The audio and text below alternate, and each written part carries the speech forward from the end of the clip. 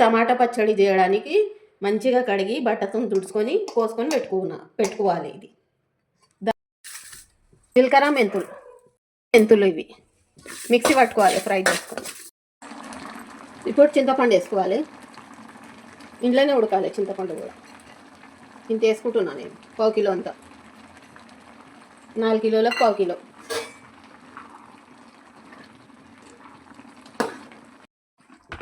ఇందులో టమాటాలో వేసుకోవాలి. ఇది కారం పొడి ఇంట్లోనే మగ్గాలి.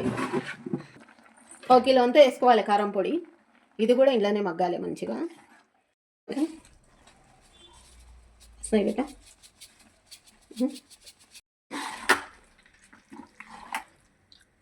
మిక్సీ పట్టుకున్నా. టమాటా పచ్చడి మిక్సీ పట్టుకున్నా, ఉడకబెట్టి మిక్సీ పట్టుకున్నా. మళ్ళీ దీనికి ఉడకబెట్టి దగ్గర కావాలి. ఇది మళ్ళీ ఉడకబెట్టుకోవాలి. దగ్గర వచ్చేదాకా ఉడకబెట్టుకోవాలి.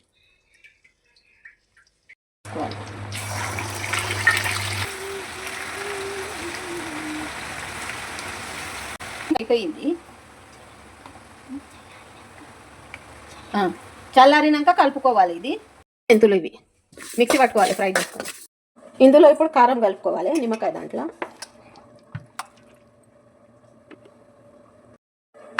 కారం కలుపుకోవాలి. ఇప్పుడు ధనియాల పౌడర్, అది జీలకర్ర పౌడర్, మెంతులు ఇవి కూడా వేసి కలుపుకోవాలి. ఇప్పుడు పచ్చళ్ళలో నూనె వేసుకోవాలి, నిమ్మకాయ పచ్చళ్ళు, ఆయిల్, పోపు అంతా